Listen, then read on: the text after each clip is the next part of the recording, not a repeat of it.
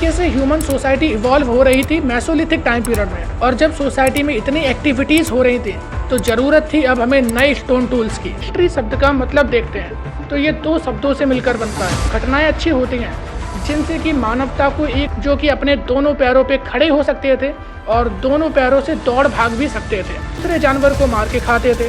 तो इन्हें जब दूसरे जानवर का मांस मिलने, होमो हेबिलिस और होमो इरेक्टस, लोग मरने के बाद देह संस्कार करते हैं, उन्हें छुआछूत बोला जाता था। बड़े बड़े राज्य साम्राज्य जिनकी कि लार्ज स्टैंडिंग आर्मीज होती थी, अब ये टाइम पीरियड ऐसा आ चुका था जहाँ पर वुमेन्स को अपनी प्रॉपर्टी समझा जाता था। सभा समिति ये दो टाइप की काउंसिल थी। सभा का मतलब, और उस टाइम के जो बरियल्स भी हमें मिलते हैं वहाँ से भी हमें सोशल स्ट्रेटिफिकेशन, इंसान को अपनी बेसिक नीड के लिए, जो बेसिक नीड होती है खाने के लिए, पाने के लिए, संघर्ष करना पड़ता था। उनकी सिटी प्लानिंग वर्ल्ड में उस टाइम पर सबसे अच्छी हुआ करती थी। ग्रिड लाइक पैटर्न पूरी सोसाइटी में देखने को मिलता है। पशुपति महादेव की सील मिलती है, कुछ गैमेट्स मिलते हैं, यज्ञशालाएं भी मिलती हैं। टाइम पे हमें इंडस वैली सिविलाइजेशन देखने को मिलती है। हथियारों का यूज होने लगा था दूसरे इंसानों से खुद को प्रोटेक्ट करने के लिए। ये प्रगति है, इसकी हमें पूजा करनी चाहिए। जितना हमें मिल रहा है उतना हमारे लिए पर्याप्त है। मिट्टी ली, उसके बर्तन बना दिए, क्योंकि अनाज पहली बार था जब इंसानों ने अपने घर बनाने स्टार्ट करे थे। दूसरी जगह जाते थे नए जानवर की तलाश में। लेकिन अब जब एग्रीकल्चर करने लगे, जी हाँ, आर्ट फॉर्म भी इसी टाइम पे डेवलप हुई थी। जो आपको हेलो, इस वीडियो की स्टार्टिंग से पहले मैं आपसे एक छोटी सी अपील करना चाहता हूँ, क्योंकि ये वीडियो बहुत ज़्यादा लंबी है और इसे बनाने में भी बहुत समय लगा, बहुत ज़्यादा मेहनत लगी। इसीलिए मैं चाहता हूँ कि आप सब लोग चैनल को सब्सक्राइब करो और जो भी हमसे गलती हुई या जो आपको कमी लगी वो कमेंट बॉक्स में बताओ। नेक्स्ट वीडियो आप किस पे चाहते हो वो भी बताओ, और ज़रूर इसे अपने साथियों के साथ शेयर करो, अपने घर परिवार में दोस्तों के साथ शेयर करो, जिससे कि हिस्ट्री की रियल नॉलेज, वो भी आसान लैंग्वेज में, रियल एग्जाम्पल के साथ, हिस्ट्री कैसे बनती है, किंगडम कैसे बनते हैं, गांव कैसे बनते हैं, छोटी मोटी जितनी चीज़ें हैं ये कैसे डेवलप हुई, इंसान कैसे इवॉल्व होकर के एक मॉडर्न सोसाइटी की तरफ बढ़ा, ये पूरी आपको इस वीडियो में मिलेगी।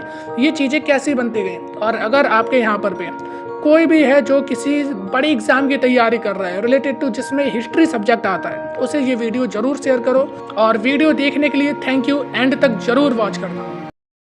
इतिहास, जो कि बहुत ज़्यादा बोरिंग सब्जेक्ट लगता था हमारे स्कूल टाइम पर, क्योंकि इतिहास कुछ हमें ऐसे ही पढ़ाया जाता था कि डेट रटो, ये इवेंट रटना है, तुम्हें इनके नाम याद करने हैं। इस तरीके से हमें इतिहास पढ़ाया गया है। जबकि मैं अगर आपको सच बताऊं, history is very interesting subject. हमें लगता था ना छोटे में कि इतिहास में तो केवल हर चीज़ रटने के लिए होती है, लेकिन आज अगर आप ये पूरी डॉक्यूमेंट्री देख लोगे तो आपको पता चल जाएगा कि इतिहास में रटने जैसा तो कुछ होता ही नहीं है। यहाँ पे हर चीज़, जितनी भी घटनाएं घटित हो रही हैं या जो भी कुछ हो रहा है, उसके पीछे का एक रीज़न होता है, और उस रीज़न को अगर हम समझ लेंगे तो हमें इतिहास कभी भी रटने की ज़रूरत नहीं पड़ेगी, हम उसे खुद ही क्रिएट कर पाएंगे। और अगर अपनी ऑथेंटिसिटी के लिए मैं बताऊं, एक मैं किताब भी लिख रहा हूं, इतिहास जिसका नाम है, जिसमें कि पूरी एंशिएंट इंडिया कवर होगी। ये वीडियो पूरी डॉक्यूमेंट्री है, और वो जो किताब आएगी इसका एक्सटेंडेड वर्जन होगी। ये मानो कि उस बुक को मैं अभी एक्सप्लेन कर देता हूँ एक डॉक्यूमेंट्री के फॉर्म में, तो वीडियो थोड़ी सी लंबी हो सकती है, लेकिन मैं आपसे वादा करता हूँ अगर आप ये वीडियो पूरी देख लेते हो तो आपको पता पड़ेगा कि इतिहास कितना ज़्यादा इंटरेस्टिंग सब्जेक्ट है और किस तरीके से हम इतिहास को बनाते हैं। यहाँ पे कुछ भी रटने जैसा नहीं होता। अगर हम हिस्ट्री शब्द का मतलब देखते हैं तो ये दो शब्दों से मिलकर बनता है, हाई प्लस स्टोरीज, मतलब कि हायर स्टोरीज जो कि सोसाइटी में एक वैल्यू ऐड करते हैं। कभी भी आपने जब भी इतिहास पढ़ा होगा, ऐसी कोई भी कहानी नहीं देखी होगी जो आम लोगों की होती है। हम लोगों को आम लोगों का इतिहास कभी भी देखने को नहीं मिलता। केवल जो इलाइट लोग होते हैं, जो घटनाएं अच्छी होती हैं, जिनसे कि मानवता को एक कोई नई उम्मीद मिलती है, एक नया आयाम मिलता है, केवल हम उन कहानियों को इतिहास में पढ़ते हैं। Higher stories give you higher values. हम इतिहास में उन कहानियों को पढ़ते हैं जिनसे कि ह्यूमन सिविलाइजेशन को एक नया मोड़ मिलता है। इस वजह से हिस्ट्री हमारे लिए इम्पोर्टेंट हो जाती है। And history is not about dates and names. Date और नेम तो केवल हिस्ट्री का एक छोटा सा पार्ट होते हैं कि हिस्ट्री इज़ अबाउट एक्सपीरियंसेस, क्योंकि इतिहास को केवल आज हम पढ़ सकते हैं और लिख सकते हैं, लेकिन इतिहास के अनुभवों में हम जी सकते हैं, उनसे सीखकर अपने कल को हम बेहतर बना सकते हैं। इसलिए इतिहास ज़रूरी होता है। चलिए अब हम अपनी वीडियो की शुरुआत करते हैं। तो हमारी कहानी की शुरुआत होती है 6 मिलियन ईयर्स अगो, जब इंसानों की प्रजाति बनना शुरू हुई थी। एप्स लाइक एंसिएस्टर से अलग होकर होमोनिड प्रजाति अलग निकली थी। पहले हुआ क्या था, इस टाइम पर अर्थ का टेम्परेचर बहुत ज़्यादा होता था। टेम्परेचर ज़्यादा होने की वजह से जो पेड़ होते थे, बहुत बड़े बड़े साइज़ के ट्रीज हमें देखने को मिल जाते थे। तो ये जो होमोनिड होते थे, एप्स होते थे, उन्हीं पेड़ों पे रहते थे। लेकिन जब टेम्परेचर कम होने लगता है, थोड़ी बहुत कूलिंग होने लगती है अर्थ के अंदर, तो एटमॉस्फेयर में नमी की वजह से थोड़ी बहुत मॉइस्चर आने लगती है। मॉइस्चर की वजह से नई टाइप की वेराइटीज़ ऑफ ट्रीज निकलने लगते हैं, अलग अलग घास फूस निकलने लगती हैं जो कि पहले कभी मौजूद नहीं थी। और देखते ही देखते जो बड़े ट्रीज थे वो गायब होने लगते हैं, उनकी जगह पर मिडिल साइज़ के ट्रीज आने लगते हैं। तो जो ये होमोनिड प्रजाति थी, जो पहले बड़े पेड़ों में सर्वाइव करती थी, अब मिडिल साइज़ के पेड़ इनके रहने लायक थे नहीं। इस वजह से इन्हें ज़मीन पे उतर के आना पड़ता है कि चलो अब यहाँ नहीं रह सकते, कहीं तो रहना पड़ेगा जा करके। तो उसी की वजह से ये जब ज़मीन पे उतरते हैं तो धीरे धीरे कोशिश करते हैं कि हम अपने दोनों हाथों से, दोनों पैरों से चल सकें। लेकिन यही कोशिश में 2 मिलियन साल का समय लग जाता है, मतलब कि पूरे 20 लाख सालों का समय लगता है। तब ये बाइपेडलिज्म में कन्वर्ट होते हैं, मतलब कि तब ये ऐसे जीव बन जाते हैं जो कि अपने दोनों पैरों पे खड़े हो सकते थे और दोनों पैरों से दौड़ भाग भी सकते थे। ये बाइपेडलिज्म में इसलिए कन्वर्ट हुए, अगर आपको याद हो, छोटा सा एक कंसेप्ट है, प्रोसेस ऑफ नेचुरल सिलेक्शन, जो कि डार्विन ने अपनी किताब में दिया था ऑरिजिन ऑफ स्पीसीज में। उसमें उन्होंने एक्सप्लेन करा था कि वही जीव केवल सर्वाइव कर सकता है जो नेचर को अडेप्ट कर सकता है। प्रोसेस ऑफ नेचुरल सिलेक्शन का ये मतलब नहीं होता कि कौन सा जीव कितना ताकतवर है, बल्कि इसका मतलब ये होता है कि कौन कितना ज़्यादा नेचर को अडेप्ट कर सकता है, किसी का अडेप्टिव नेचर कितना ज़्यादा होता है। इंसानों का अडेप्टिव नेचर बहुत अच्छा था, भले ही 20 लाख साल लगे, लेकिन धीरे धीरे उन्होंने अपने आप को इवॉल्व करा और 2 पैरों पे खड़े हो गए, बाइपेडलिज्म बन गए। इसी स्पीसीज़ को बोला जाता है सिलैंथ्रोपस और आर्डिफिसेकस। माना जाता है ये 2 स्पीसीज़ थे उस टाइम पर। अब जब ये दोनों पैरों पे चलना सीख गए, अब इन्हें जब ज़मीन पे भी उतर आए, खाने के लिए भी कुछ चाहिए था। अभी तक जो भी फल फूल या फिर पत्तियाँ होती थी, पेड़ की जो भी रूट होते थे, उन्हें ये लोग खा के अपना गुजारा करते थे। ज़मीन पे आए तो इन्हें जानवरों से इनका सामना होने लगा, बड़े खूंखार जानवर, वो दूसरे जानवर को मार के खाते थे। तो इन्हें जब दूसरे जानवर का मांस मिलने लगा, अब चलने में सक्षम हो चुके थे, तो ये लोग मांस चुरा के खाते थे। किसी दूसरे जानवर ने आके अटैक करा और ये गए उसका मांस चुरा के खाने लगे। जब ऐसे मांस चुरा के खाने लगे, उसी में इन्हें हड्डियाँ भी मिली। हड्डी जब इन्होंने देखी ये तो थोड़ी पैनी है, दूसरा जानवर अटैक करने के लिए आया तो उन्होंने उसी हड्डी की मदद से अपनी रक्षा करी और दूसरे जानवर का शिकार कर दिया। उन्हें तब पता चला, अच्छा इससे ये भी हो सकता है, अगर हम इसे थोड़ा और पैना कर सकते हैं तो इनका अच्छे से हम शिकार कर सकेंगे। धीरे धीरे ऐसे इवॉल्व होते गए। आसपास कोई जानवर आया, अटैक करा, कुछ नहीं दिखा, कुछ पड़ा दिखा, स्टोन टाइप का, उठा के मार दिया, मर गया सामने का जानवर। उन्हें लगा अच्छा इससे भी हम अटैक कर सकते हैं, मतलब कि ये वो चीज़ है जिनसे हम अपनी रक्षा कर सकते हैं और दूसरा खाने का भी जुगाड़ कर सकते हैं, क्योंकि इनसे शिकार होता है। इस तरीके से इनकी शिकार की एबिलिटी डेवलप हुई होगी और एस्ट्रेलोपिथेकस इंसान की वो पहली प्रजाति बन जाती है जो शिकार करने में माहिर हो चुकी थी। अलग अलग टाइप के ये लोग टूल्स बनाने लगे थे। और जब ये लोग मीट खाते हैं, अब देखो पहले तो उल्टी सीधे कुछ भी मिल रहा था खा रहे थे, लेकिन जब अब इन्हें मीट मिलने लगता है, मीट जब ये खाते हैं तो इनकी बॉडी का साइज़ बड़ा होने लगता है और ज़्यादा ताकत आने लगती है। इनका स्किल का साइज़ भी बड़ा होने लगता है। तो जब स्किल का साइज़ बड़ा होता है, ब्रेन ज़्यादा बड़ा होने लगता है, तो इनका ब्रेन ज़्यादा चलने भी लगता है। अब ये देखते हैं कि स्टोन है, गलती से एक बार स्टोन के ऊपर स्टोन गिर गया था जा करके, तो उसकी वजह से क्या हुआ, स्टोन जब गिरा तो और ज़्यादा थोड़ा बहुत टूट गया, थोड़ा उन्हें नुकीला दिखा कि ये तो नुकीला बन सकता है, तो 2 पत्थर को लेकर रगड़ने लगे और ज़्यादा उसे नुकीला बनाने लगे। हड्डी देखिए, हड्डी को एक दूसरे मारा, वो टूटी थोड़ी बहुत, वो भी नुकीली बनी। दोनों ने कही ये चीज़ ही तो बनानी थी हमें, अब शिकार करने में आसानी होगी। इस तरीके से धीरे धीरे इन्होंने टूल्स को डेवलप करा और शिकार की हैबिट को भी डेवलप करा। और लगभग 2.5 मिलियन साल पहले होमो स्पीसीज आ जाती है, मतलब कि होमो हिबिलिस और होमो इरेक्टस 2 स्पीसीज निकलते हैं। अब जब ये शिकार कर रहे थे, धीरे धीरे भागा दौड़ी भी कर रहे थे, तो उसमें होता क्या था, भाग रहे थे, प्रोसेस ऑफ नेचुरल सिलेक्शन, जिसकी वजह से ये होमो इरेक्टस में कन्वर्ट हो जाते हैं। होमो हिबिलिस थोड़ा झुक के चलते थे, लेकिन होमो इरेक्टस में वो एबिलिटी थी कि वो एकदम सीधा खड़ा होकर चल सकता था। तो अब ये होमो इरेक्टस में इवॉल्व हो जाते हैं। अब जब इंसान एकदम सीधा होकर के चलेगा, ज़्यादा तेज़ भागेगा, ज़्यादा दूरी तय कर सकेगा आराम से, और उसे झुकने की वो दिक्कत नहीं रहेगी। तो इनकी ये चीज़ भी ठीक हो चुकी थी और ज़्यादा माहिर हो चुके थे। और जब हमें शिकार करना होता है उसके लिए ज़रूरत होती है टीम वर्क की। अकेले तो पहुँच नहीं जाओगे लेके भाला कि चलो आओ आज शिकार करते हैं, ज़रूरत है टीम वर्क की। तो जो टीम वर्क के लिए सबसे ज़्यादा ज़रूरत क्या है कि हम कम्युनिकेट कैसे करें आपस में। कम्युनिकेट करने के लिए इन्होंने कुछ ध्वनियाँ बना ली कि मैं ऐसी आवाज़ निकालूंगा तुम वैसी आवाज़ निकालना, और दोनों एक दूसरे से हम कम्युनिकेट कर लेंगे। कम्युनिकेट करने के बाद तुम लोग वहाँ छुपना, जाके तुम वहाँ छुपना, मैं जब ऐसी आवाज़ निकालूँ तो समझ जाना वो जानवर आ रहे हैं और हम उन पर अटैक कर देंगे। इस तरीके से इन्होंने कम्युनिकेट करना चालू करा। तो कम्युनिकेशन का दूसरा तरीका था आर्ट। जी हाँ, आर्ट फॉर्म भी इसी टाइम पर डेवलप हुई थी। जो आपको भीमबेटका की जो गुफाएं हैं वहाँ पे जो भी आपको चित्र दिख जाते हैं वो केवल इनकी कम्युनिकेशन का एक छोटा सा नमूना है। इनकी आर्ट उसी से डेवलप हुई। उन्होंने दिखाया इस तरीके से ये लोग, ये वाले जानवर हैं, इन्हें बोलते हैं कुछ भी बोल लो लेकिन ये जानवर है, इसे मारना है चल के। एक ऐसी फॉर्म आपको मिल जाएंगी कि आदमी लेके शिकार कर रहे हैं उनका। धीरे धीरे यही चीज़ उनकी रिचुअल्स बनती चली गई और इस टाइम को हम बोलते हैं पैलियोलिथिक टाइम। वैसे तो आगे चल के हम तीनों स्टोन एज अच्छी तरीके से डिस्कस करेंगे, लेकिन क्योंकि पैलियोलिथिक टाइम में इतना खासा कुछ है नहीं, इस वजह से मैं बता देता हूँ।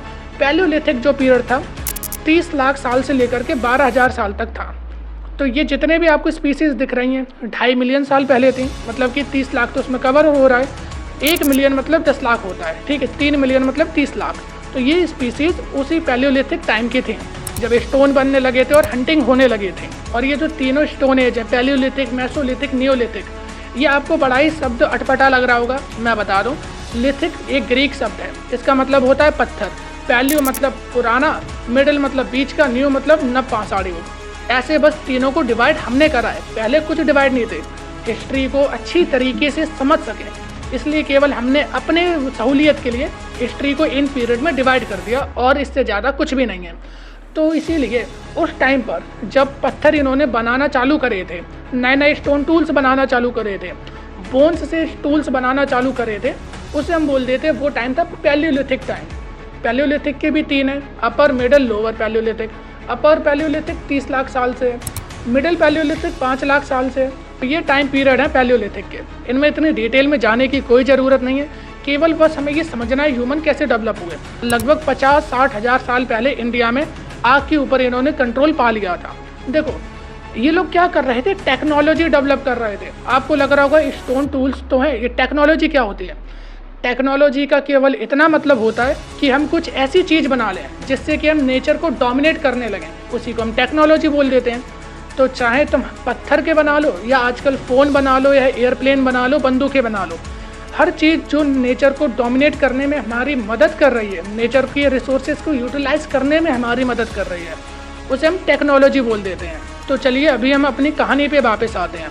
हमारी स्टोरी का लास्ट ह्यूमन स्पीसीज होमो सेपियंस अभी बचे हैं। एक नेंडरथैलेसिस भी स्पीसीज थी लेकिन उनका कुछ ज़्यादा खासा रोल नहीं मिलता। हालांकि ये लोग होमो सेपियंस के मुकाबले में ज़्यादा ताकतवर थे। ये लोग सर्दी के जो रीजन होता है ना, यूरोप तरफ थे, सर्दी के लिए ज़्यादा अडेप्टिव थे। ठीक थे, मतलब होमो सेपियंस से ज़्यादा बेहतर थे ये लोग। लेकिन उसके भी बावजूद 27,000 साल पहले पता नहीं कैसे ये लोग विलुप्त हो जाते हैं और अंततः बचता है होमो सेपियंस। इसके पीछे की ये भी थ्योरी दी जाती है कि होमो सेपियंस गॉसिप करने में ज़्यादा बिलीव करते थे, ज़्यादा ये लोग गॉसिप करते थे। इसी वजह से इनकी कम्युनिटी बिल्ड होती रही, ये अपने आप को प्रोटेक्ट करते रहे, जिसकी वजह से अंत में केवल हमें होमो सेपियंस की प्रजाति देखने को मिलती है। और ये होमो सेपियंस ही वो प्रजाति थी जिसने सबसे पहले फायर के ऊपर कंट्रोल पाया था। अब जरा देखो इन्हें आग का कैसे पता चला होगा। कहीं पे बिजली गिरी होगी, आग जल गई होगी, ये पहले तो उससे दूर भागे होंगे। कहीं पे पत्थर टकराने से थोड़ी बहुत चिंगारी निकली होगी, घास फूस होगी, उनमें आग जल गई होगी। लेकिन जब इन्होंने देखा होगा कि इस आग से केवल इन्हीं को डर नहीं लग रहा, तो बाकी के जानवरों को भी डर लग रहा है, तो इन्होंने सोचा होगा क्यों ना अगर इस आग पे हम मास्टरी पा लेते हैं तो हम इन जानवरों को डरा सकते हैं और अपने आप को प्रिजर्व कर सकते हैं। और मैंने क्या कहा था, धीरे धीरे अर्थ का टेम्परेचर कम हो रहा था, कूलिंग ज़्यादा होने लगी थी, जिसकी वजह से आइस एज भी आने वाली थी। लगभग 25,000 साल पहले आइस एज स्टार्ट हो जाती है, जो कि 12,000 साल पहले ख़त्म हुई थी। और आइस एज के ख़त्म होने के साथ ही पैलियोलिथिक टाइम पीरियड भी ख़त्म हो जाता है। तो इन्होंने सोचा होगा अगर हम इस पर कंट्रोल पा लेते हैं तो ये बहुत बेहतर चीज़ है, जिससे हम खाना भी पकाएंगे, अपने शरीर को गर्म भी रख सकते हैं और दूसरे जानवरों से खुद को हम बचा भी सकते हैं। तो इस तरीके से इन लोगों ने फायर के ऊपर कंट्रोल करना सीखा होगा। और होता क्या है कि जब 25,000 साल पहले आइस एज आते हैं, हर तरफ बर्फ हो जाते हैं, होमो सेपियंस अपने आप को बचाने के लिए कुछ प्रबंध कर रहे होते हैं। अब आपको समझ में आएगा कि ये लोग क्यों पहाड़ों पे रहा करते थे, क्यों ऐसी जगह पे रहते थे जहाँ पे गुफा होती थी, ऐसी जगह पे ये लोग क्यों रहते थे जहाँ पे पास में नदी हो या फिर जंगल होते थे। उनका भी एक लॉजिक है, ऐसे नहीं कि अपने आप जंगलों में रहने लगे। होता क्या है कि अगर हम पैलियोलिथिक टाइम पीरियड पे देखते हैं तो इसमें जो होमो सेपियंस वाली प्रजाति थी, लोअर पैलियोलिथिक का जो टाइम था, यहाँ पे सेटलमेंट शुरू हो जाता है। मतलब ऐसा नहीं था कि उन्होंने बढ़िया से अपने घर बना रखे थे, बस नेचुरली जो भी केव मिल जाते थे वहीं पे जाके बस जाते थे। जब आप पत्थर वाले रीजन पे जाते हो, विंध्या सतपुराज रेंज इंडिया में जो है, बुर्जहोम, आप जब यहाँ जाते हो तो एक तो ये एज मिल जाता है जब आप ऊंचाई पे होते हो कि जो दूसरी स्पीसीज थी, दूसरे जानवर थे, उन पे आप नज़र रख सकते हो, उनसे अपने आप को बचा सकते हो क्योंकि आप हाइट पे हो। रॉक अपनी शेप ऐसी बना लेती थी कि इन लोगों को एक नेचुरली गुफा मिल जाती थी आराम से रहने के लिए। वो इन्हें बरसात से बचाती थी, ठंड से बचाती थी और बाकी के जानवरों से भी बचाती थी। और पानी के पास रहना इसलिए ज़रूरी था क्योंकि पानी पीना ज़रूरी है, दैट्स इट। और भी बता दो, पानी पीना ज़रूरी है, साथ में दूसरे जानवर पानी पीने के लिए आते थे, उनका ये लोग शिकार कर लिया करते थे क्योंकि जानवर कहीं ना कहीं तो नदी में आएगा पानी पीने, वहीं पे ये लोग बैठ जाते थे कि आओ बेटा आके तुम पानी पियो, तुम्हें हम देख लेते हैं। इसलिए नदी इम्पोर्टेंट थी और जंगल इसलिए इम्पोर्टेंट था क्योंकि जितना अच्छा जंगल होगा उतनी ज़्यादा खाने की चीज़ें मिलेंगी, रूट्स मिल जाएंगी, फ्रूट्स मिल जाएंगे, लीव्स मिल जाएंगे और अलग अलग प्रोडक्ट भी जंगल के मिल जाएंगे खाने के लिए। अब आपको लॉजिक समझ में आ रहा होगा कि किस तरीके से ज़रूरत के बेसिस पे ये लोग वहाँ पे सेटल्ड हुए थे। ऐसे ही नहीं कि ऐसी अपने आप चीज़ें हो गई थी। हिस्ट्री में केवल आपको ऐसी कहानियाँ सुना दी गई थी कि बस ये रट लो, यहाँ पे रहते थे, वहाँ रहते थे, कभी आपको समझाया नहीं। लेकिन अगर आप इस तरीके से समझोगे कि उनकी ये सारी नीड थी, अगर आप हिस्ट्री देखोगे ना, हिस्ट्री समझने का केवल एक तरीका होता है, need is the mother of all invention. अगर आप इस चीज़ को समझ जाते हो तो आप इतिहास को समझ सकते हो कि आवश्यकता ही हर आविष्कार की जननी होती है। यहाँ पे भी जब उन्हें जिन जिन चीज़ों की ज़रूरत पड़ रही थी उन चीज़ों को वो डेवलप करते जा रहे थे अपनी सहूलियत के लिए। इसी तरीके से आज हम नई नई टेक्नोलॉजी की तरफ भी आगे बढ़ते जा रहे हैं। चलिए खैर अपनी कहानी पर आते हैं, क्योंकि हमने पैलियोलिथिक टाइम पीरियड पूरा ख़त्म कर लिया। 25,000 साल पहले आइस एज आई थी और 12,000 साल पहले आइस एज ख़त्म हो चुके थे। आइस एज ख़त्म होने का कारण ये था कि एक तो अर्थ की बेल्ट में भी थोड़ी शिफ्टिंग हो रही थी और नई नई ग्रीन हाउस गैसेस अर्थ के एटमॉस्फेयर में रिलीज़ हो रही थी जो कि हीट को ट्रैप कर रही थी। जब अगर आप हीट बजट पढ़ोगे तो आपको समझ में आएगा। जब हीट ट्रैप होने लगी तो अर्थ का टेम्परेचर फिर से बढ़ने लगा। टेम्परेचर बढ़ने की वजह से जो जमा आइस थी वो धीरे धीरे साफ़ होने लगी।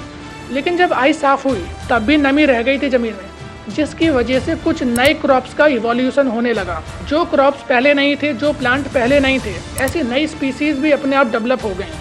और ये लोग अब धीरे धीरे नदी के किनारे तो जाते ही थे कि शिकार हमें मिल जाएगा, और इन्होंने देखा कि नदी के किनारे नई ऐसी स्पीसीज़ आ रही हैं। उन्हें जब खाया और गलती से एक दो बीज आसपास गिर गए होंगे, थोड़े समय बाद देखा कि फिर से पेड़ उगाया। तो इन्होंने देखा कि अगर हम इस कला पे मास्टरी कर लेते हैं जो ये बार बार उग रही है, तो हमें कभी भी शिकार करने की ज़रूरत नहीं पड़ने वाली। अब ये लोग क्या करते थे, पत्थर के पास इसलिए रह रहे थे क्योंकि पत्थर मिलेगा नेचुरली, तोड़ तोड़ के स्टोन टूल्स बना लेंगे। तो उन्हीं पत्थरों को इन्होंने तोड़ के छोटे और पहले से हल्के स्टोन टूल बनाना शुरू कर दिया। अब जब हमें पहले से हल्के स्टोन टूल मिल गए जिन्हें कि और आसानी से यूज़ करा जा सकता था, उस टाइम पीरियड को हम बोल देते हैं Mesolithic time period. Mesolithic time period और ज़्यादा एडवांस टूल बनने लगे थे। हालांकि टूल तो वही थे, कुल्हाड़ी हो गई, ब्लेड हो गए, एक्स चॉपर, यही सब चीज़ें थी, लेकिन ये पहले से हल्की बनने लगी थी और ज़्यादा शार्पर बनने लगी थी। इस वजह से इस पीरियड को हम नाम दे देते हैं मेसोलिथिक पीरियड, जो कि 12,000 साल से लेकर के 10,000 साल पहले तक था। इसे ट्रांजिशन फेज भी बोलते हैं, क्योंकि अब जब क्रॉप मिल गया, धीरे धीरे स्टोन टूल्स की मदद से हमने खेती करना सीख ली। थोड़ी बहुत डाल देते थे, वही दोबारा उगाता था, उसी को खा लेते थे। अच्छा, पहले क्या होता था ना कि जैसे कि एक जगह पे हमने वहाँ के जानवर मार के खा लिए, तो अब हम दूसरी जगह जाते थे नए जानवर की तलाश में। लेकिन अब जब एग्रीकल्चर करने लगे, एग्रीकल्चर ये तो नहीं कि 1-2 दिन में हो जाएगा, 1-2 महीने का वक्त लगेगा। तो जब एग्रीकल्चर करने लगे तो ये वहीं नदी के किनारे सेटल होने लगे। नदी के किनारे इसलिए सेटल होने लगे क्योंकि पानी नेचुरली मिल जाता है, पीने के लिए भी हो जाएगा, एग्रीकल्चर के लिए भी हो जाएगा। नदी के किनारे की जो सॉइल होती है, अलूवियल सॉइल होती है, जो कि बहुत ज़्यादा फर्टाइल होती है, वहाँ पे खेती और अच्छे से होती है। इस वजह से इन्होंने छोटे छोटे अपने घास फूस के सेटलमेंट बनाने शुरू कर दिए। ये मेसोलिथिक टाइम पीरियड पहली बार था जब इंसानों ने अपने घर बनाने स्टार्ट करे थे। और इसी ज़माने में धनुष बाण भी बने थे। वो कैसे बने थे? जब ये लोग नदी के किनारे रह रहे थे तब इन्होंने देखा कि नदी के अंदर भी जानवर हैं, इन्हें भी खा लेते हैं। मछली इन्हें दिखाई दी। अब मछली को निकाले कैसे? पानी में तो डूब जाएंगे। तो जो इनके पास पहले भाले टाइप के हथियार बनाए थे इन्होंने स्टोन के, उनसे मार के ये लोग मछली को निकाल के खाते थे। लेकिन इन्हें लगा कि अगर हम नदी के बीच में जाएंगे, वहाँ पे अगर हम मार के खाएंगे तो ज़्यादा ही मछली मिल जाएगी। तो इन्होंने क्या करा, कुछ लकड़ियाँ लेके बांधी और नदी के बीच में डाल दी। इन्होंने देखा वो तो तैरने लगी। इसी तरीके से सबसे पहले नाव बनी थी, वो तैरने लगी, उसी के ऊपर लेट के गए और वहाँ पे मछलियों का शिकार करने लगे। शिकार करने के लिए जो पहले भाला फेंकते थे, भाला के पीछे से बार रस्सी और बांध दी कि ज़्यादा पानी के अंदर जाएगा तो रस्सी से खींच लेंगे।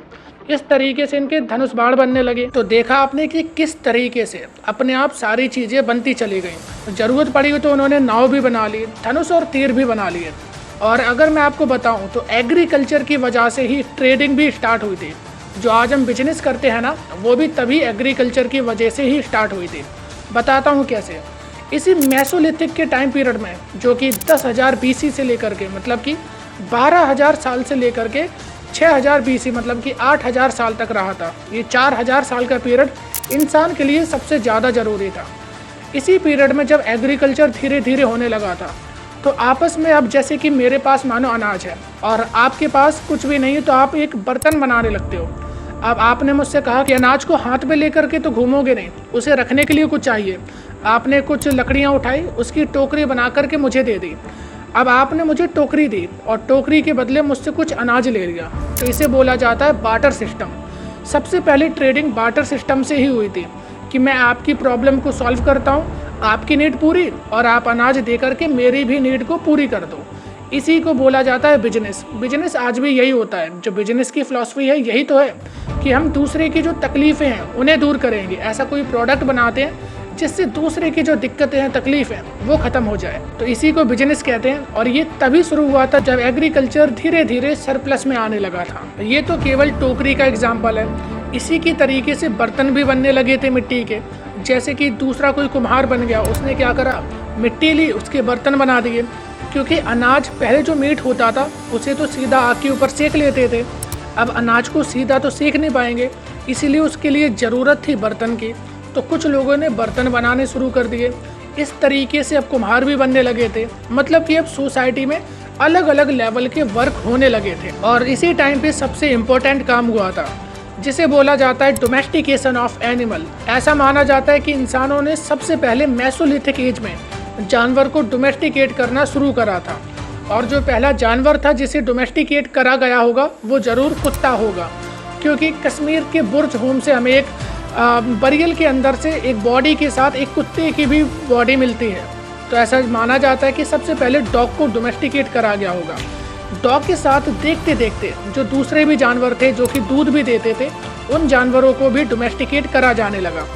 पहले ऐसा माना जाता होगा कि ये जो दूध है जानवर का, ये केवल उनके बच्चों के लिए है। जब उनके बच्चे बड़े होंगे तो उन्हें अदर किसी फील्ड वर्क में लगा देंगे।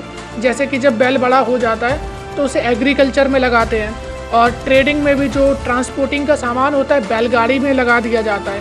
तो इसके लिए रखा जाता था। मीट कंजप्शन के लिए रखते थे। लेकिन फिर उन्हें धीरे धीरे समझ में आया कि ये दूध केवल इनके लिए नहीं है, ये हमारे लिए भी है।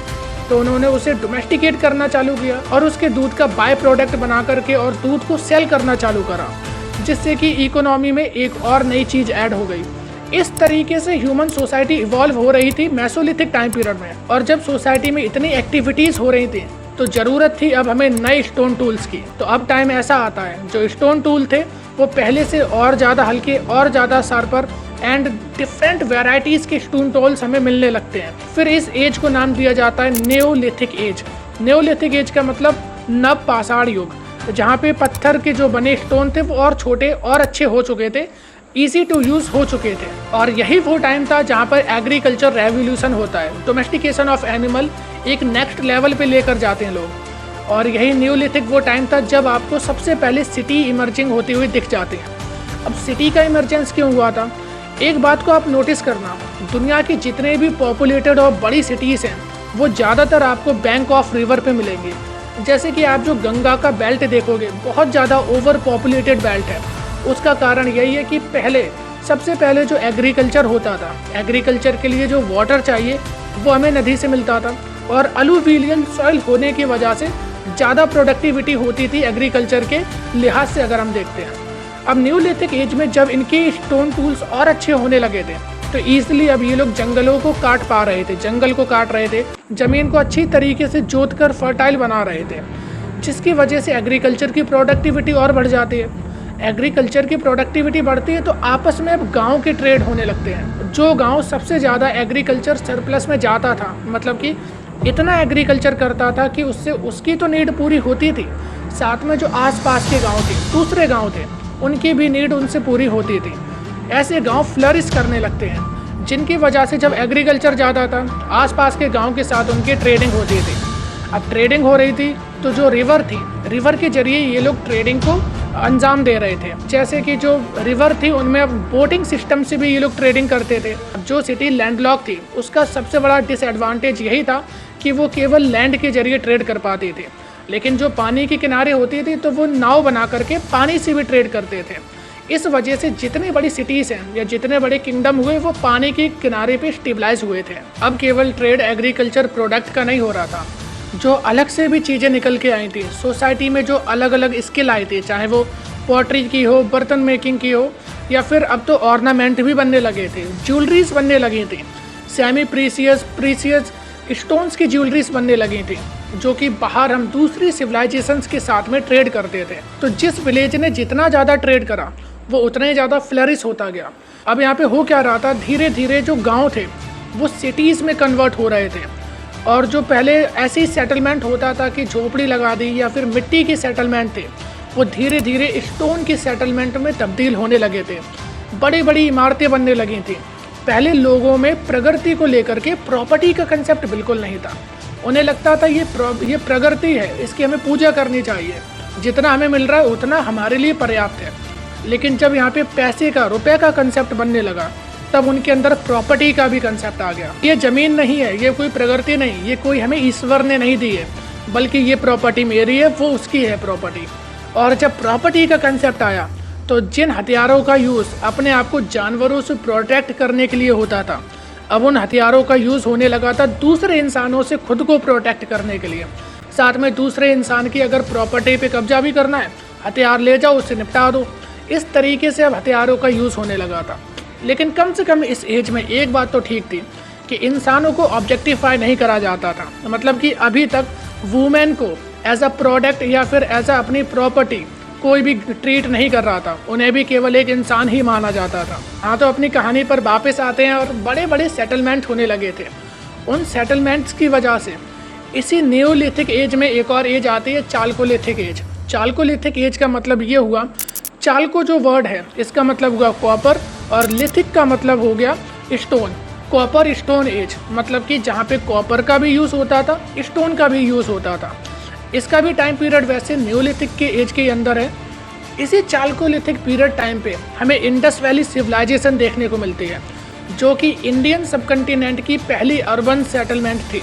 पहली अर्बन सेटलमेंट, इसका मतलब कि अब बड़े बड़े शहर बनने लगे थे। मोहनजोदाड़ो, हड़प्पा, चाहनुदारो, लोथल, धोलावीरा, ऐसे ट्रेडिंग सेंटर्स, बड़ी बड़ी सिटीज़ इमर्ज हो रही थी। लेकिन इसी के साथ में सोसाइटी में कई रिचुअल्स भी आ चुके थे। कई रिचुअल्स की अगर जैसे मैं बात करूं, इंडस वैली सिविलाइजेशन में हमें पशुपति महादेव की सील मिलती है, कुछ गैमेट्स मिलते हैं, यज्ञशालाएं भी मिलती हैं, जिससे हमें ये पता लगता है कि सोसाइटी में अब रिचुअल्स होने लगे थे। हालांकि हमें कोई बड़े मंदिर या कोई बड़ा टेम्पल या पिरामिड जैसे कि इजिप्ट में है, ऐसे स्ट्रक्चर इंडियन सोसाइटी में नहीं मिलते। लेकिन फिर भी जो हम ताबीज देखते हैं तो ऐसा लगता है ये लोग जादू टोना या फिर अंधविश्वास में ज़्यादा ही इनकी श्रद्धा रही होगी। और पशुपति महादेव की सील ये भी बताती है कि या तो ये कोई योगिक पोस्चर के बारे में बताना चाहते होंगे, या फिर ज़रूर यहाँ पे महादेव की पूजा होती होगी। और यज्ञशालाएँ मिलती हैं, जिनसे ये तो पता चल चुका था कि सोसाइटी में एक रिचुअल होता था। और जो ग्रेट बाथ सबने सुन रखा होगा, एक बड़ा सा इन लोगों ने ग्रेट बाथ तालाब बना रखा था, उसके आसपास चेंजिंग रूम भी बने थे। ऐसा माना जाता है कि कुछ एक खास इनका रिचुअल होगा, तो सब लोग एक साथ वहीं पे नहाते थे होली वाटर में, जिसके बाद पवित्र होकर वो लोग अपने अलग अलग काम करते थे। इनकी सिटी प्लानिंग वर्ल्ड में उस टाइम पर सबसे अच्छी हुआ करती थी। ग्रिड लाइक पैटर्न पूरी सोसाइटी में देखने को मिलता है। धोलावीरा और अगर हड़प्पा की बात करो तो ग्रिड लाइक पैटर्न हर जगह देखने को मिलता है। मतलब कि अप्रॉक्स 90 डिग्री में जो रोड होती थी एक दूसरे को बाइसेक्ट करती थी, कट कर रही होती थी। और अगर मैं आपको बताऊं तो उस टाइम पर डस्टबिन्स भी रोड के किनारे देखने को मिलती थी। इनका ड्रेनेज सिस्टम दुनिया की आज भी ऐसी कई सिटीज़ हैं, हालांकि इंडिया की जो दिल्ली और मुंबई जैसी सिटीज़ हैं उनसे काफ़ी अच्छा ड्रेनेज सिस्टम था, जो कि पूरा ऊपर स्लैब से कवर था। बीच में कहीं पे होल्स भी होते थे जिनके की ढक्कन खोलकर उनके अंदर जाकर टनल को साफ भी करा जाता था। और उस टाइम पर भी स्ट्रीट लाइट लगी होती थी। इनके घर की जो डिज़ाइन होती थी, पूरे शहरों की घर की डिज़ाइन एक ही तरीके की होती थी। मतलब कि उन सबके दरवाजे एक तरफ को होते थे। और प्राइवेसी को लेकर इनका कुछ खासा ध्यान था। जैसे कि जो मेन डोर होता था घर का, वो कभी भी सामने जो मेन रोड होती थी उसकी तरफ नहीं खुलता था, ना घर की खिड़कियाँ उसकी तरफ खुलती थी। 2 मंजिला 3 मंजिला भी घर मिलते हैं।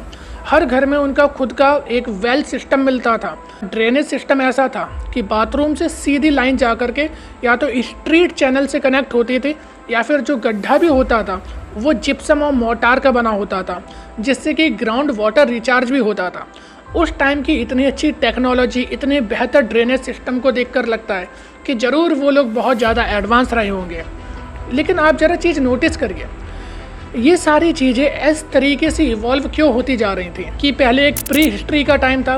प्री हिस्ट्री उसे बोलते हैं जिस समय पर राइटिंग डेवलप नहीं हुई थी। उसके बाद प्रोटो हिस्ट्री आती है, जब राइटिंग डेवलप हो चुकी थी लेकिन उसे हम डिकोड नहीं कर पाते, मतलब हम समझ नहीं पाते हैं। तो प्री हिस्ट्री तो अभी तक जो मेसोलिथिक का पूरा मैं आपको बताते आया वो प्री हिस्ट्री में आता है। प्रोटो हिस्ट्री जो मैं आपको IVC इंडस वैली सिविलाइजेशन बता रहा हूँ, ये प्रोटो हिस्ट्री में आता है। तो मैंने जो आपसे सवाल करा था कि ज़रा दिमाग लगाइए कि ये सारी चीज़ें कैसे डेवलप हुई। अभी जो हमने पूरी कहानियाँ पढ़ी, उन कहानियों से आप एक चीज़ तो अच्छी तरीके से समझ गए हैं, हर चीज़ के पीछे का एक रीज़न था और कैसे चीज़ें डेवलप हुई वो भी आप समझ चुके हो। लेकिन ज़रा एक चीज़ ऐसी रह गई जिस पे आपका ध्यान नहीं गया कि पहले इंसान को अपनी बेसिक नीड के लिए, जो बेसिक नीड होती है खाने के लिए, पानी के लिए, संघर्ष करना पड़ता था। अपने जीवन को सुरक्षित रखने के लिए संघर्ष करना पड़ता था। लेकिन जब न्यूलिथिक टाइम में आते आते ये चीज़ें डेवलप हो चुकी थी, जिसके लिए खाना पानी के लिए, अपने लाइफ की सेफ्टी के लिए इन्हें सोचना नहीं पड़ता था, तब इनकी आर्ट फॉर्म धीरे धीरे डेवलप होती चली गई। मतलब कि जब इंसान जो उसकी जिंदा रहने की, उसकी जीवित रहने की जो बेसिक नीड है, वो नेसेसिटीज़ अपने आप जब तक फुल नहीं होंगी तब तक इंसान कभी भी तरक्की नहीं कर सकता। जरा मानिए अगर मैं आज की कंडीशन ऐसी लेता हूँ कि एक गांव है, वहाँ पे लोगों को पानी लेने के लिए 2 घंटे का समय लगता है, दूर नदी के किनारे जाना फिर आना, और पानी की बड़ी बचत करनी पड़ती है।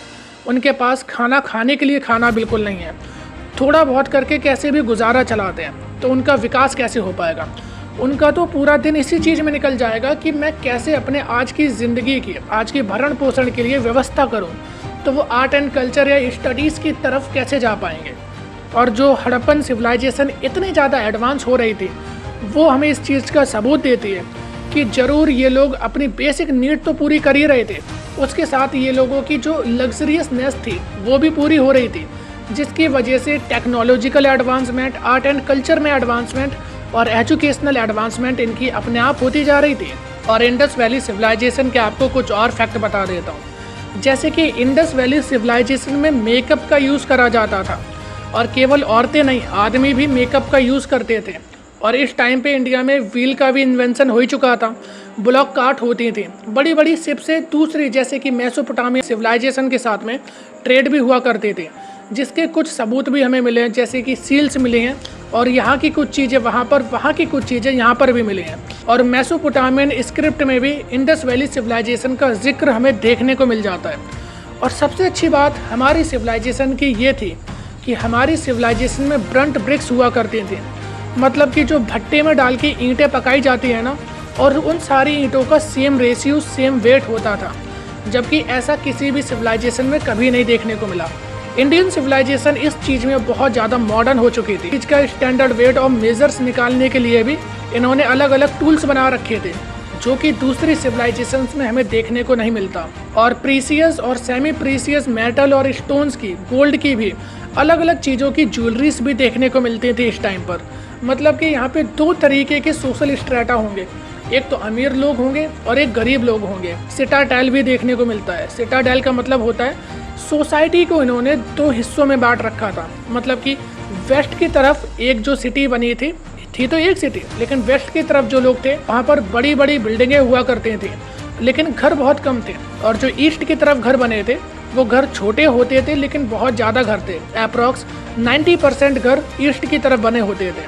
तो ऐसा माना जाता है कि वेस्ट की तरफ ऐसे लोग रहते होंगे जो इन्फ्लुएंशियल लोग थे, एलाइट क्लास के लोग थे। ऐसी एक हमें मेल टॉर्सो भी मिलता है जो कि सॉल डाल के एक प्राइस्ट की तरह इमेज है, लेकिन हमें पता नहीं कि उस टाइम पे ये प्राइस्ट होगा या क्या होगा, लेकिन ऐसी मिलता है तो इससे अनुमान लगाते हैं कि ये ज़रूर किसी ना किसी एलाइट क्लास का होगा। अब तक सोसाइटी पूरी तरीके से डेवलप हो चुकी थी, मतलब कि अर्बनाइजेशन भी हो चुका था और बाकी का जो एग्रीकल्चरल प्रोडक्ट था, डेयरी प्रोडक्ट था, आसपास के गांव से आता था और ट्रेडिंग सिस्टम पूरा शहरों का चलता था। अलग अलग चीज़ें भी बनने लगी थी और उस टाइम के जो बरियल्स भी हमें मिलते हैं वहाँ से भी हमें सोशल स्ट्रेटिफिकेशन देखने को मिलता है। चालकोलिथिक के जो बरियल हैं वो बहुत ज़्यादा फेमस हैं क्योंकि ये मेगालिथिक बरियल थे। मेगालिथिक बरियल का मतलब होता है बिग स्टोन टूल्स के बरियल, जहाँ पे लोगों को दफनाया जाता था। तो कुछ ऐसे बरियल थे जिनके एक बॉडी के ऊपर दूसरी बॉडी फिर तीसरी बॉडी, मतलब कि एक ही बरियल में एक परिवार के कई लोग दफना दिए जाते थे। और कुछ बरियल ऐसे थे जहाँ पर सिंगल बॉडी मिलती है। इनाम गांव में भी बरियल था, कयाथा कल्चर में बरियल था और इस टाइम पर हर जगह छोटे छोटे कल्चर खुद में इंडिपेंडेंटली डेवलप हो रहे थे। उनके सबके अलग अलग सिस्टम थे। तो रिचुअल्स में अगर देखें तो इन चीज़ों में सब में एक चीज़ बहुत कॉमन थी कि बरियल्स में जब ये लोग गाड़ते थे उसी के साथ में उनका पैट हो गया, कुछ खाने के सामान हो गए, प्रीसियस और सेमी प्रीसियस मेटल, मतलब कि जो उनकी क्षमता रहती होगी, जितने भी वो अमीर होंगे उस हिसाब से वो वहाँ पे प्रीसियस और सेमी प्रीसियस मेटल को रखते थे। प्रॉपर्टी के कंसेप्ट आने से इंसान बस इंसान से दूर हो गया। लेकिन अभी भी कुछ ऐसा था जो डेवलप नहीं हुआ था, वो थी एजुकेशन सिस्टम, वो थी राइटिंग, ऐसी राइटिंग जो कि हम समझ सकें। और उससे भी कई ज़्यादा important political centres. Political centres ऐसा माना जाता है कि अभी तक नहीं बने थे।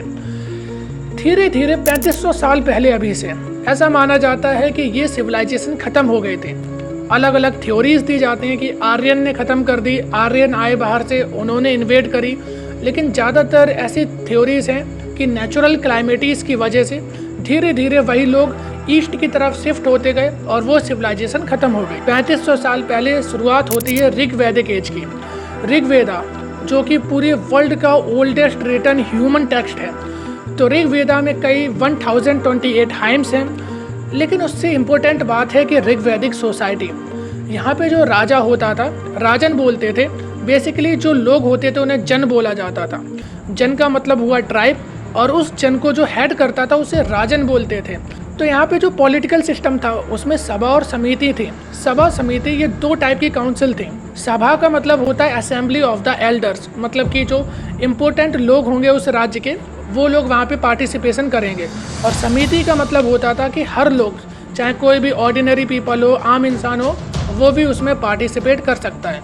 लेकिन सभा और समिति की यहाँ पे एक बात अच्छी थी कि यहाँ पे अभी भी वुमेन्स को प्रॉपर्टी की तरह ट्रीट नहीं करा जा रहा था।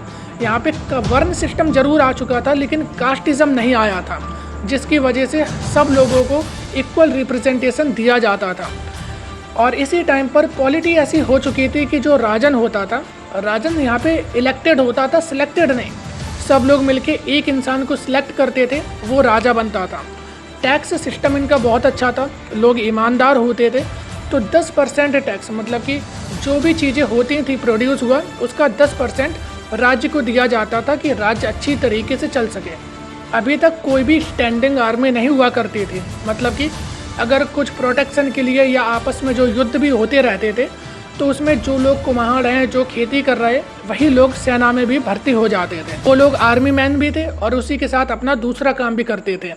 और सबसे पहली बार इसी टाइम पे स्पाई सिस्टम भी इंट्रोड्यूस हो चुका था। जो इनके क्लैन के एल्डर्स होते थे वो स्पाई सिस्टम को यूज़ करते थे दूसरे आसपास के जो राज्य होते थे उन पे नज़र रखने के लिए।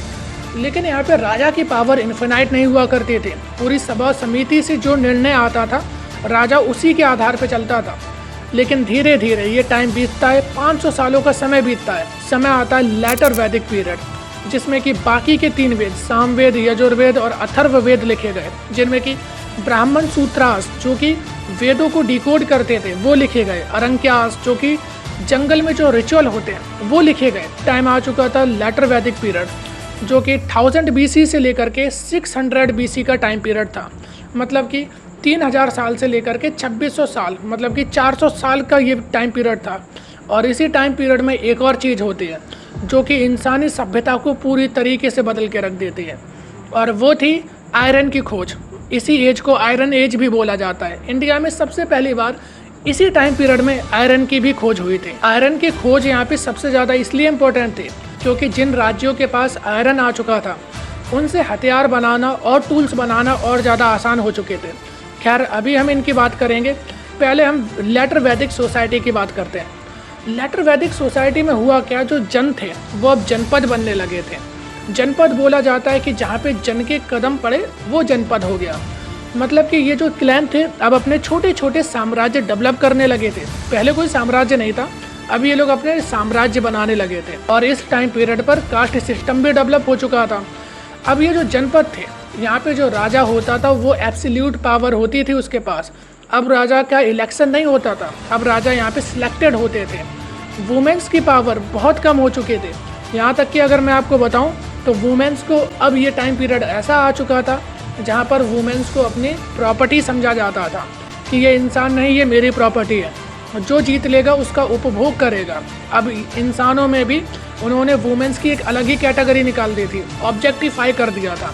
तो इस टाइम पीरियड की सबसे बेकार बात यही थी। हालांकि लेटर वैदिक पीरियड में कुछ ज़्यादा परिवर्तन नहीं था, बस पॉलिटी का ये परिवर्तन हो चुका था। जो फिलॉसफी थी पहले की वैदिक काल की वो बदल चुकी थी। अभी फिलॉसफी पे भी आएंगे। और यहाँ पे कास्ट सिस्टम बहुत ज़्यादा रिगिड हो चुका था। इकोनॉमी वैसी थी, पेस्ट्रोल इकोनॉमी, एग्रीकल्चरल और ट्रेडिंग इकोनॉमी। लेकिन अगर फिलॉसफी की बात करें तो पहले हम ऋग्वैदिक फिलॉसफी की बात करते हैं। ऋग्वैदिक फिलॉसफी में एक तो वुमेन्स का बता चुका है, ना कास्टिज्म था, ना वुमेन्स का ऐसा कुछ था कि वुमेन एक मैन से अलग होगी, ऐसा कुछ नहीं था। क्योंकि उस टाइम पर हमें अपाला जैसी लेडीज़ भी मिल जाते हैं जो कि वेदों में अपना कंट्रीब्यूशन भी कर रही थी। और वैदिक काल में ऐसी कई वुमेन्स हमें मिलती हैं जिनका कि कंट्रीब्यूशन ऋग्वेदा में था। और जो पूजा होती थी वो प्रकृति की पूजा होती थी। अभी तक कोई भी ऐसा ब्रह्मा विष्णु महेश जैसे कोई देवता नहीं थे, या कोई भी डिस्ट्रॉयर प्रिजर्वर जैसा कुछ नहीं था। इंद्र की, अग्नि की, सूर्य की, वायु की और कई ऐसी थी जैसे कि goddess of the earth, goddess of the forest, उनकी भी पूजा होती थी जो कि फीमेल डाइटीज थी। लेकिन जो ये लेटर वैदिक पीरियड की फिलॉसफी थी ये पूरी तरीके से कम्प्लीटली चेंज हो चुकी थी। इसी वजह से इस टाइम पर सनातन धर्म को ब्राह्मणिज्म भी बोला जाने लगा कि ये तो ब्राह्मणों का धर्म है, क्योंकि ब्राह्मण सिस्टम इतना ज़्यादा रिगिड हो चुका था। कास्टिज्म ब्राह्मण ला चुके थे अपने नए नए तौर तरीके, जिन्हें कि धर्म सूत्र बोला जाता था कि यह तो धर्म की बात है, ये रिलीजियस ड्यूटी है, इसे तो आपको फुलफिल करना ही पड़ेगा। ब्राह्मण इस चीज़ को भी इंट्रोड्यूस कर चुके थे। वुमेन्स की भी जो पावर थी या पोस्ट थी उसे भी कम कर चुके थे। अब यहाँ की फिलॉसफी पूरी तरीके से खराब हो चुकी थी और इसका इम्पैक्ट आगे क्या होगा वो आपको महाजनपद एज में देखने को मिलेगा। अब थोड़ी हम आयरन की भी बात कर लेते हैं। तो जब लोहे की खोज हुई और लोहे की खोज जिन राज्यों के पास में हुई वो राज्य सबसे ताकतवर बने और वही राज्य आगे चलकर महाजनपद में तब्दील हुए। महाजनपद मतलब किंगडम्स, बड़े बड़े राज्य साम्राज्य जिनकी की लार्ज स्टैंडिंग आर्मीज होती थी, उसमें तब्दील होते गए। आयरन के मिलने की वजह से जो पहले स्टोन टूल्स बना करते थे या फिर कॉपर या फिर ब्रोंज के टूल्स होते थे, अब वो आयरन के टूल में कन्वर्ट हो चुके थे।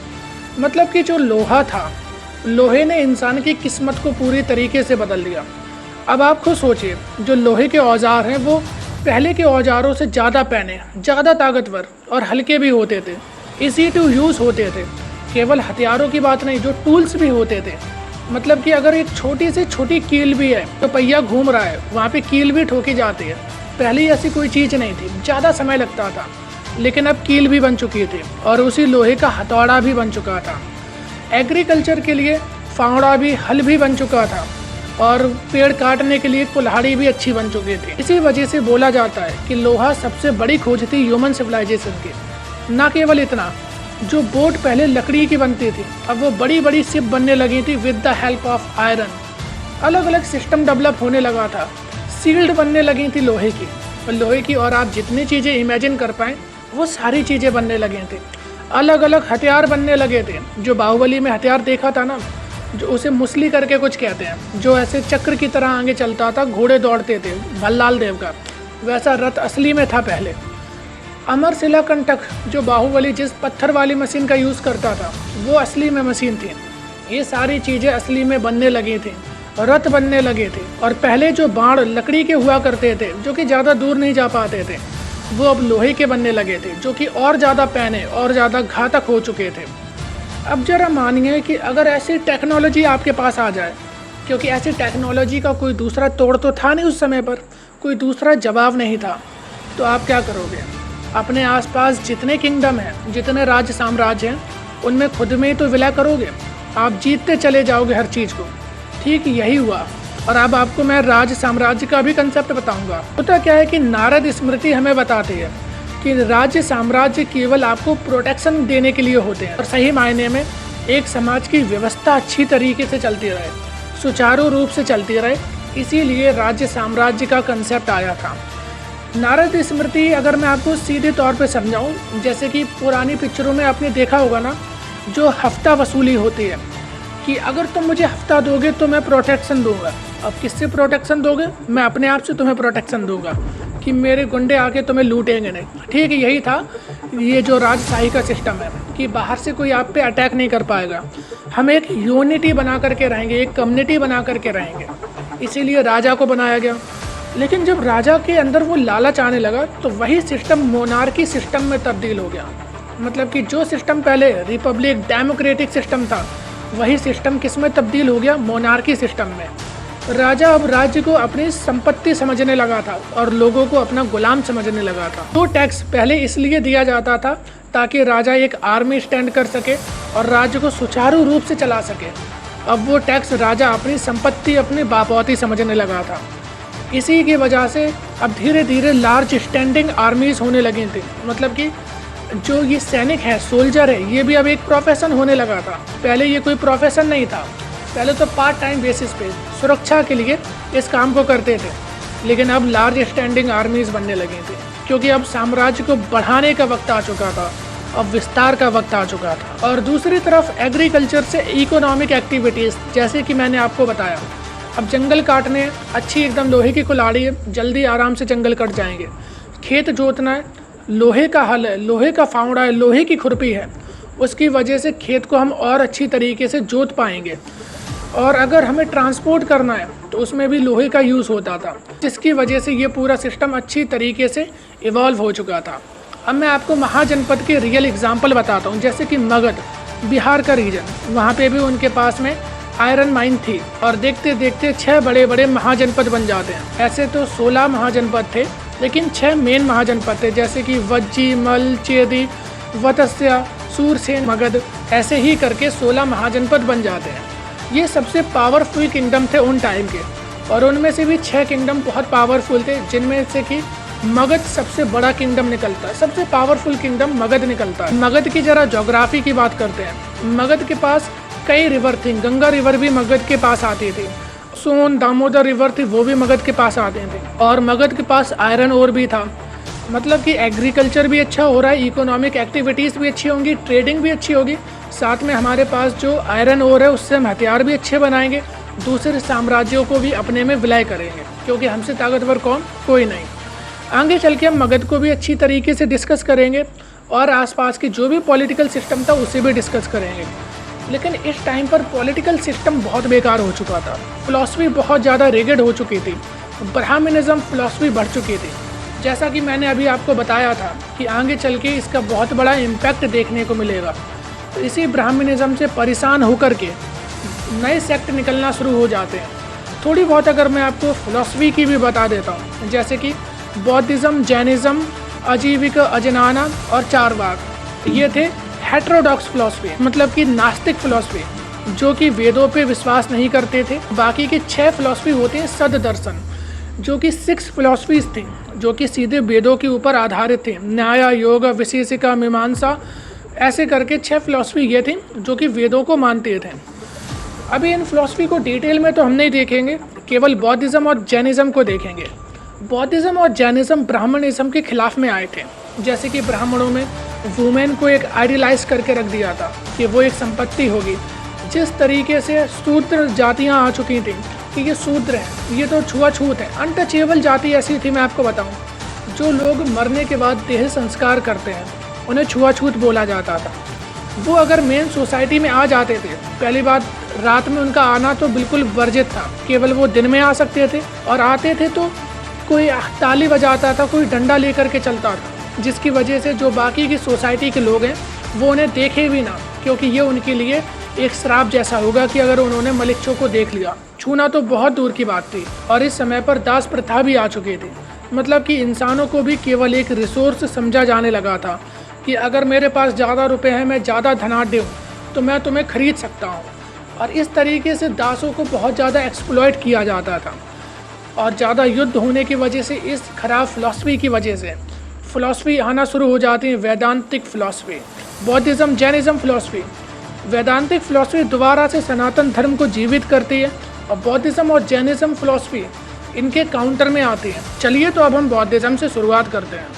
हम पूरी कहानी को अच्छी तरीके से एनालाइज करेंगे। ऐसा माना जाता है कि जब सिद्धार्थ का जन्म हुआ था तो उनके जन्म के साथ कुछ लोग आए थे, कुछ राजपुरोहित आए थे, जिन्होंने ऐसी भविष्यवाणी कर दी थी कि आगे चलकर या तो इतना महान राजा बनेगा कि ये पूरी दुनिया को जीत लेगा, या फिर ये सन्यासी बन जाएगा। लेकिन उन्हें नहीं पता था कि सन्यासी बनकर भी वो पूरी दुनिया को जीत लेंगे। तो ऐसी कुछ कहानी हमें इतिहास में मिलती है, जो कि मुझे तो मेरे पर्सपेक्टिव से ये कुछ सच नहीं लगती मुझे। बाद में मन गढ़ंत ऐसी कहानियाँ बना दी गई जो कि बौद्धिस्ट ग्रंथों में उन्हें मिला दिया गया, पुराणों में भी ऐसी कहानी मिला दी गई। बाद में महात्मा बुद्ध को भी भगवान बना दिया जाता है, हालांकि वो एक अलग कंसेप्ट है। तो अगर हम बौद्धिज़्म को अच्छी तरीके से स्टडी करते हैं तो हमें पता पड़ता है उस समय की दिक्कतें, जैसा कि अभी हमने आगे डिस्कस करा था। हो क्या रहा था सोसाइटी में, ब्राह्मणिज़्म बहुत ज़्यादा डोमिनेट कर रहा था। थोड़ी बात ब्राह्मणिज़्म की करते हैं। ब्राह्मणिज़्म क्या था कि जो लोग इन्हें पैट्रियोट करते थे, जो लोग जैसे कि ब्राह्मणों को दान दक्षिणा देते थे, उन्हें तो ये हायर वर्ण में रख दिया करते थे। ऐसा सच में होता था, मैं कोई किताबी बात नहीं कर रहा हूँ, ऐसे बहुत सारे एविडेंस मिलते हैं। जैसे कि जब जो शक थे वो जब बाहर से आए तो पहले इन्होंने कहा ये मलिच्छ हैं, लेकिन बाद में क्या हुआ, बाद में ब्राह्मणों ने उन्हें भी क्षत्रिय के अंदर इंक्लूड कर लिया। और ऐसे ही जब कुषाण आए तो कुषाण भी इन्होंने कहा ये लोग बाहर के लोग हैं, इनसे दूर रहेंगे। लेकिन जब कुषाणों ने भी इन्हें पैट्रियोट करना चालू करा तो ब्राह्मणों ने कुषाणों को भी अपने अंदर इंक्लूड कर लिया कि ये भी क्षत्रिय वर्ण में आ जाएंगे।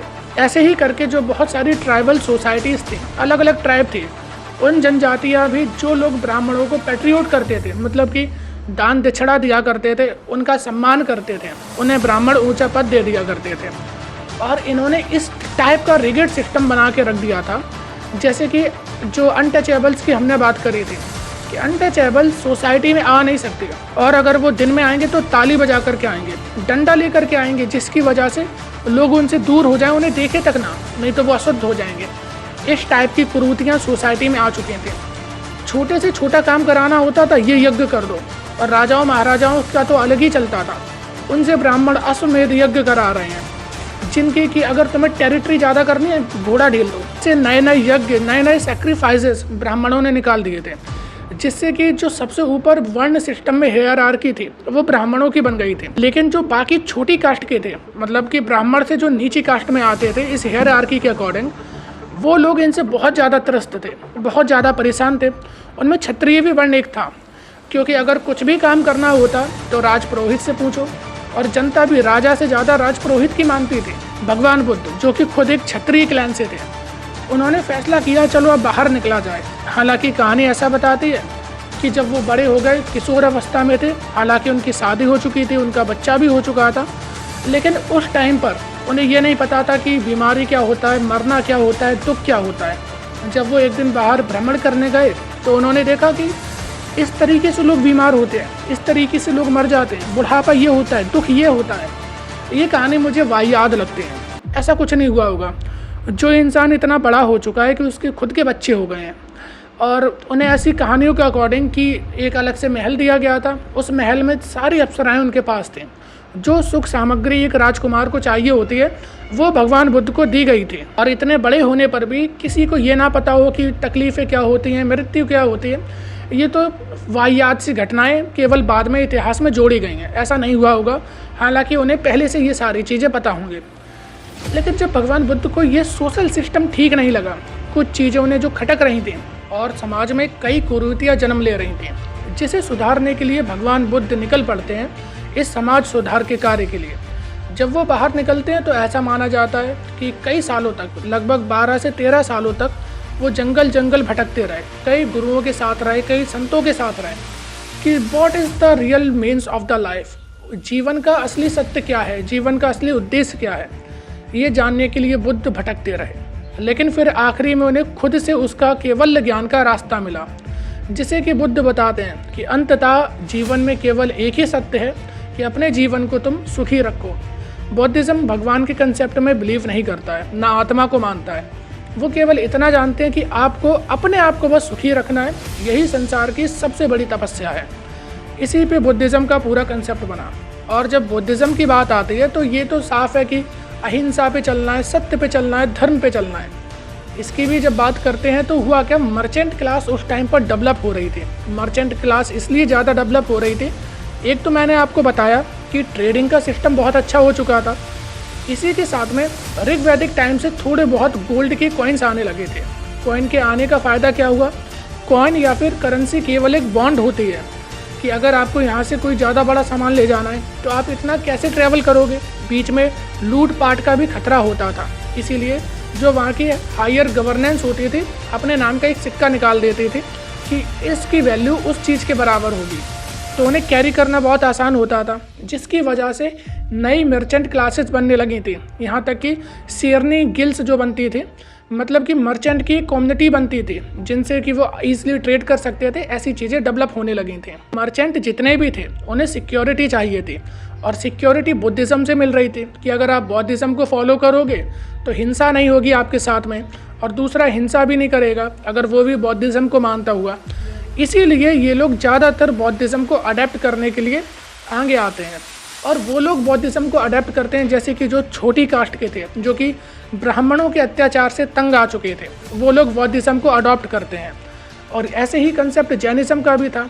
जैनिज़्म भी बिल्कुल ऐसे ही था, लेकिन जैनिज़्म थोड़ा और ज़्यादा रिगिड हो चुका था इन चीज़ों में कि आप मुँह पे भी कपड़ा बांधोगे जिससे कोई छोटा मोटा मक्खी मच्छर भी अंदर ना जाए। ज़मीन पर अगर आप चलोगे तो भी छोटे छोटे कण देख करके चलोगे, कहीं आपसे हत्या ना हो जाए।